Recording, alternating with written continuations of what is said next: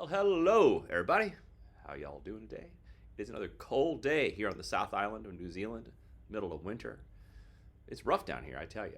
I've got on my favorite yin yang love shirt.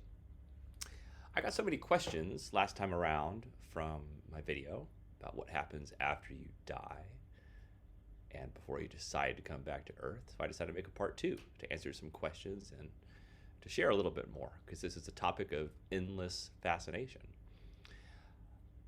Now, I don't just have my own firsthand experience from my near-death experience, I guess if you could call it that. And that's described in earlier videos. I have a list down below of like the introduction and other videos. And I do hope you all watch the part one of this video first because it describes overall what happens between death and a new life, right?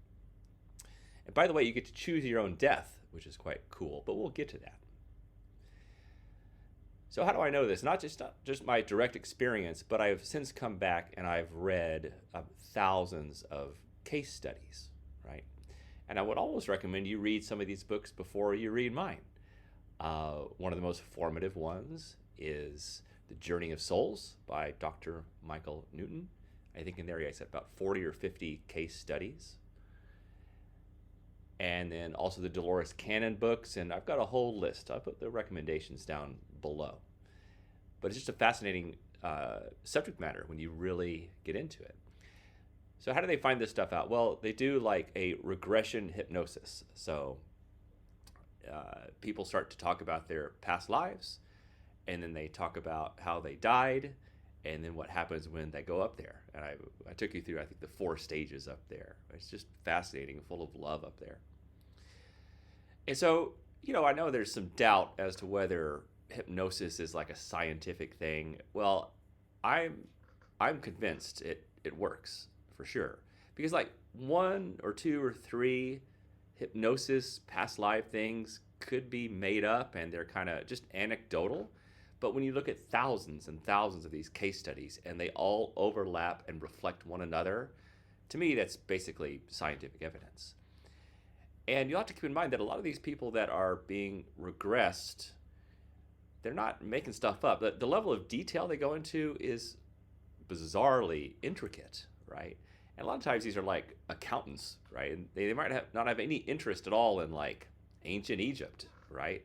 But yet they're talking about extremely detailed things that they did in one of their previous lives in ancient Egypt. So I think that's a really nice way to look at it. And when you read more and more of these case studies, you become more and more convinced like this is the real deal. I also invite you to listen to some of Dolores Cannon's videos on YouTube. Like she's not a charlatan, she's the real deal. And there's many authors that practice this sort of thing, so I'm very well studied in this sort of thing. Remember, I approached this as a lifelong skeptic. I used to be a devout atheist, even after going to an all-boy Jesuit school. I guess I started my spiritual awakening about 10, 15 years ago when I started to go to Burning Man, and then it was really bumped up to the next level last year about this time when I left my body to visit the spirit world for a while. So why do you keep coming back over and over again? Okay, well, you kind of get stuck in the flypaper of Earth in karma, right? If in a last life you wronged someone or you wronged someones, then this time you got to come back and pay that debt, all right? And it plays into one of the questions I got from the first video, because I talked about when you die and you go up there, right? You go to the spirit world and you're greeted by your soul family. They just love you. There's no judgment up there. They know all the naughty stuff you get up to, They know all the weird porn you watch or when you wrong somebody or whatever. They know it all, and there's no judgment at all. It's just pure love. There's no hell, none of that stuff. So that kind of led to a question someone asked, what about the really evil people out there, Trey? And look, I agree. There are some really evil, dark forces out there, for sure. And they're just building up some bad karma, man, and they're going to have to come back and pay it back. In fact, you can already see that happening right now. If you look out out at the landscape of the world and you see some people really being victimized and hurt, well, chances are extremely high that in a previous life they victimized and hurt other people. So they had to come back this life and experience that. Maybe you did something really bad in the past life and you were like a war criminal or something. Well, this time you might have to come back and be on the losing side of a war and experience that. So, they keep track of everything. And you got to keep coming back until you clean all this stuff up, right? I think in my previous video or a previous video, I talked about all the dark facets of the human soul that you have to clean off every time you come down here. So you can just be like one with like love and abundance and light and all that good stuff. But the dark stuff like anger and rage and greed and pride, like the inability to say that you're sorry or inability to let go of things, just let stuff eat away at you. There's a darkness in there. It's the opposite of love. And I made a little video with some tricks on how to get around that. But yeah, you got to keep coming back to repeat things till you get them right. And hopefully, a lot of us this time have gone through it, and we are getting things right finally. When you come down here, you basically write the movie script of your life, right? You know what's going to happen. Generally, the big things that are going to happen, right? There's still free will in between it, but there's major events that are still going to hit you, right?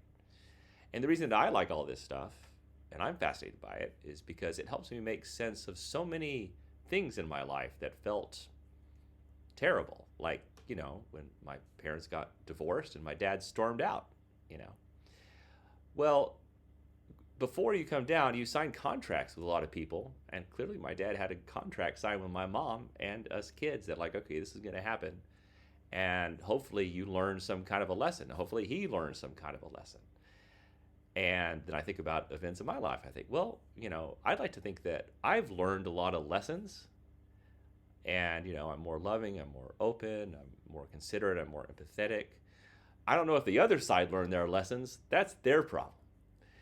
But it does help you make sense of a lot of life. So, you go in with your soul advisor and your soul counsel, and you get to see these 4 different, movie previews of like what body you're going to have, what's going to happen in your life, all this kind of stuff. You're going to be a male or female. You see how your death is going to be. You have a few choices there. And of course, you forget all of it when you come down here. But then you've got your movie script. And this is the incredibly complicated nature of the universe that I find just fascinating. See, it's not just your movie script. You have your whole soul family. Let's say your main cluster is 10, 20, 30 people. They've all designed their movie too. Well, then you have to get together and to figure out how your movies come together, right? Because you're all the protagonist in your own movie. But just like in any movie, you got to get together and you challenge each other, right? Because you're trying to work on things. And you really want everyone in your soul family to make progress this time around and learn some lessons maybe they just haven't learned in previous lives, right? So maybe the challenges get more difficult. Can they get through these challenges with love and understanding and empathy? And so there's this massive multiplayer game going on, for lack of a better word, or a huge play in which we're all interacting in each other's plot lines, which is so mind-blowingly fascinating and complicated. Like, how do they keep track of everything? It's really wild. And I think it's a wonderful thing to think about. Now, another thing that happens while you're up there is you spend quite a bit of time, like, in the library. There's sort of like this Hogwarts kind of school system, right? Where you go spend all your time there, or as much time as you want to, when you're not traveling to other planets and going to pleasure planets and hanging out with your friends and listening to nine-dimensional symphonies. Like, for example, if you think Hans Zimmer makes good music here, just wait till you hear his music up there. It's going to be next level because we have access to even more senses and that sort of thing. So yeah, you spend time in this school, and it's like a good school. Like I'm pretty anti-school myself, or anti, post-industrialized, turn everyone into a cog in the machine kind of world. I call it the educational industrial complex. But up there, it's awesome. It's like a really fun Hogwarts, and you're learning all kinds of stuff. And you can spend quite a bit of time, like looking at your life, right? The one you just lived, or you can look at previous lives. And the cool thing about it is you don't just see your life and you kind of watch different scenes or major things that happened. Um, you you get to see alternate timelines, like what would have happened had I chosen other things. And I'll touch on suicide here for a minute, which I know is a bit of a touchy subject, but I'm approaching it with love and understanding. But I'll give you another reason not to commit suicide. There's no judgment up there, there's only love, but it's not their favorite thing when you commit suicide because you're kind of wasting a human body. Believe it or not, there are trillions of souls that want to come down here to Earth to help. We're on a rescue mission down here against those dark beings. Like, I think things are going to turn around. It's going to get rough for a while. Don't get me wrong, but then like the light will come and it's going to be like quite miraculous. I'm quite excited about it. I'm just biding my time until we get to this new Earth. And for that book, I certainly recommend Dolores Cannon's The Three Waves of Volunteers for a New Earth. It's very, very compelling. So yeah, we all chose to come down here, and we chose this, right? We chose these movie scripts. We know who our friends are. A lot of times you change roles every lifetime, but you always get together and have more adventures and teach each other more lessons. Okay, where was I? Oh yeah, suicide. By the way, I have never had any suicidal thoughts. I've had, pretty bad depression sometimes, but I've never had those thoughts. So anyway, they don't like it up there when you commit suicide. In a way, you're bailing out on all of the other contracts that you signed, right? You came down here to learn things, and life is tough, and you got to get through it. You got to fight the good fight because you will learn lessons. And what happens when you commit suicide is you're going to have to come back again and learn the lesson until you get it right, And it gets tougher the second time around. There's two good stories, I'll tell you. They're interesting because, for a few reasons. One is a personal friend, and the other is from Destiny of Souls, which is the sequel to Journey of Souls. So in Destiny of Souls, there's this 16-year-old girl. She's 3 months pregnant, and she was about to get married to this roof thatcher. This is like late 1800s England.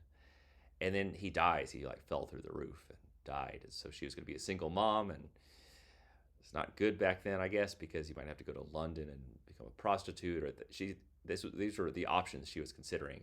So she walked into a lake and she drowned herself. So she went up there and she was sitting with her soul advisor, and they unrolled this scroll because that was something she was used to. But then a nice, cool 3D screen appeared on top of it and showed her committing suicide, kind of from a third-person perspective. And then they said, like, here's other options you could have explored, right? Because every time you make a decision, actually both things get simulated, so you get to watch what would have happened. So they show if she made a different decision to go back and tell her mom would be a little upset, but she would have ultimately understood because she used to be a young girl. Told the dad, he turned out to be incredibly understanding, and they decided to sell everything and move to another village. So they didn't have much money, but at least they had like a new story, a fresh start. The baby was born, and they stayed together as a family. And so a lot of times when you're in this school, you look at things that didn't go so well in this life. And believe me, I've got a lot of things that did not go very smoothly in my life, I assure you. And then you feel like, well, what would have happened if I made that other decision? And then you learn, right? And that kind of gets into you like, okay, well, next time around, I'm going to try to make better decisions. And I think we all do try to make better decisions. I think about like a lot of my mistakes, and I think like, well, it seemed like a good idea at the time. Well, that's a little bit of a hollow excuse, isn't it? And then here's a personal story. I have a friend here, and she went to go have a regression hypnosis to hear about her past life. And in her past life, she had killed herself. She hung herself, And then her young son came in and saw his mom, and of course that's quite traumatic. And the little boy thought, am I not good enough or whatever? So she had to come back again into this life. And this time they changed roles. This time her son was her husband, and they got married pretty young. I'm off on some of the details, like 20, let's say. And then he got pretty bad cancer, like a terminal cancer, where he had like years, only a few years to live, but she had to stay by his bedside and take care of him, right? And that's kind of how she repaid the karma. Things de-escalate over time, which is a nice, soft way of healing the soul, I think. So there were actually two tests for her. One, could she stay there and support her husband while he went through this? And secondly, after being a young widow, could she survive and not commit suicide again? And she did. She did great. Now she's happy and full of love. So she learned that lesson. Yeah, there's just countless interesting stories that I hope you get into if you get into this stuff as well. Okay, well, I guess that's it for now. Keep posting your questions. I always like to see what your thoughts are. I will link to all the other videos in this session. Got a lot more things I can talk about, and I'm glad you're enjoying the book. If I can be so bold as to ask you to jump on Amazon and go give it a review, these early reviews are important. Yeah, and I'll make more videos. Just let me know what you want me to talk about. Obviously, I could talk about this stuff for ages. It's nice to know that the universe is full of love and there is a grand plan, and ultimately everything's going to be okay. In fact, it's going to be better than okay. It's going to be awesome. All right. Love you guys, and see you next time. Ciao bella.